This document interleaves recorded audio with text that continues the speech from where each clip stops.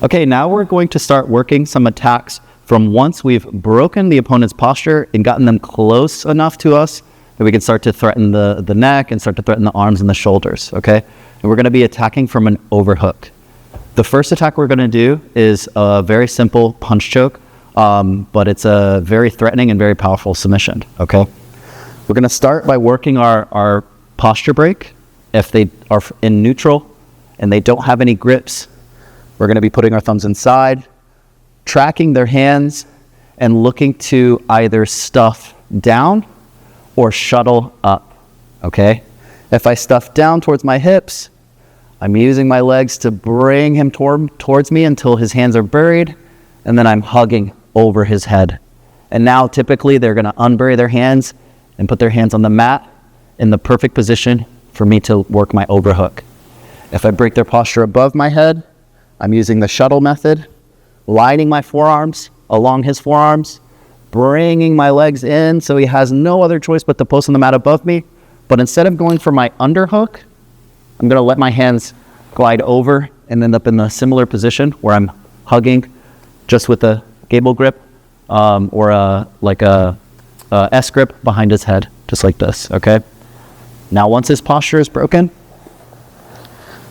I'm gonna take my arm and I'm gonna weave my forearm over his forearm, and I'm gonna use, while I'm doing this, I'm just controlling the back of his head to keep his posture down. Once my hand is all the way through, I'm gonna let Sunshine sit up just so you guys can see, but when you're applying this live, you're really focusing on keeping him buried and not able to sit up, okay? I'm gonna use my free hand to pull his collar down and take all the slack out and open his lapel like this. Here, boom, okay? So I've already got a lot of tension on this side of his carotid. Next, I'm gonna cut off the other side by angling myself a little bit. I'm angled a little bit already to talk to you guys, but realistically, you're gonna be very square with your opponent like this. So I'm going to use my feet on the floor without losing connection with my thighs, with my adduction, squeezing on him so he feels that connection. And I'm gonna push my hips out so that if my belly button right now is facing the ceiling or facing like through his body, I'm gonna face it to my right towards the side that I'm choking. So I place my feet on the floor, I lift my hips a little bit, I can work with my hand on the shoulder, and I angle.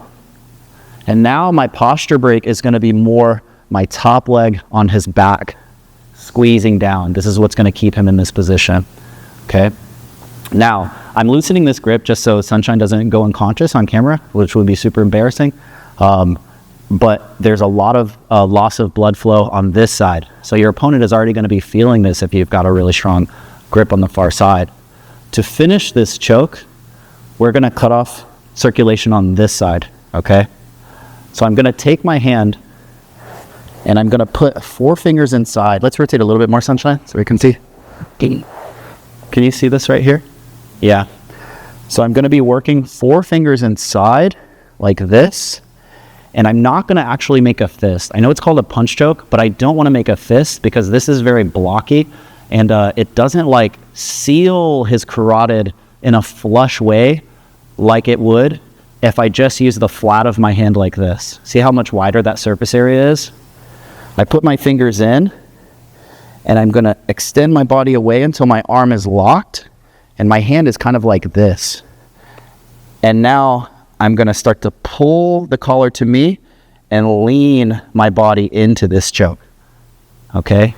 So I'm rowing the far side and then I'm moving myself until my arm is pretty straight and very like structurally sound, like there's no bend in it.